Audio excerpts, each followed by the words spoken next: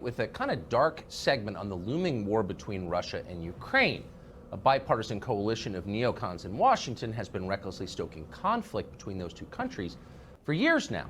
Our foreign policy establishment, in fact, has sent hundreds of millions of dollars in weapons to one of the most volatile regions in the world, hoping for some kind of explosion. And now their wish seems to be coming true. That explosion looks like it's on its way, and it could very easily suck the United States into the center of it.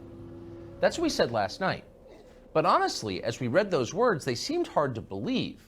We're really going to fight a war over some corrupt Eastern European country that is strategically irrelevant to us? With everything else that's going on right now in our own country? No normal person would ever want to do anything like that. How could it really happen?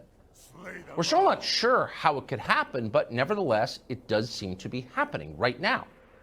The Biden administration has begun evacuating American civilians from Ukraine. The Pentagon has announced it is prepared to use force in the region. So this country is now closer to a legitimate war than we have been in decades. And to be clear, we're talking about an actual war here, not a protracted series of airstrikes against some impoverished dirt patch they're telling you is an existential threat to the nation. Russia is not Iraq. Russia has nuclear weapons and a real army. A war with Russia is not a joke. It won't be over in a week. So you'd think right now might be the time the President of the United States could explain what's going on here. What exactly are we doing in Eastern Europe and why are we doing it? But no.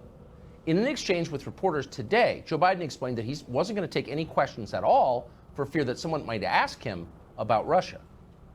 By the way, the reason we're not going to have any time for questions now is these guys got to get quickly on a plane and go out and do a major announcement in Ohio, and you guys will ask me all about Russia.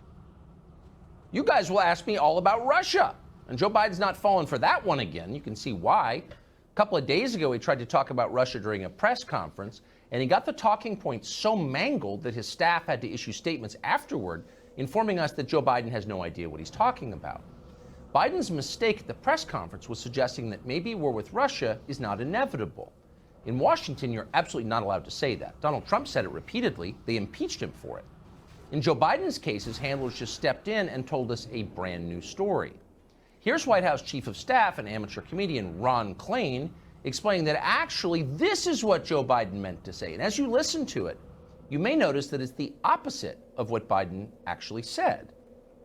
I think it's fair to say the White House has pretty aggressively walked back or clarified, or whatever you want to call it, the president's comments about Ukraine and Russia and whether the president was signaling that a minor incursion might be viewed through a different lens. Whether the president meant to say that at the time or maybe he was being inarticulate, can you afford any gaffes given the stakes right now in all this?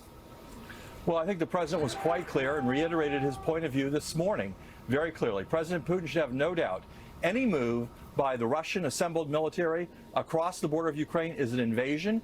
It will be met with a very severe economic response from the United States and our allies.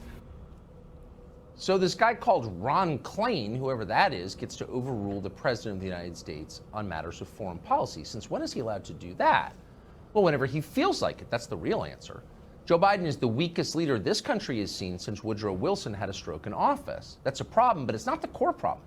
The core problem is that in America, elected officials no longer decide when we go to war.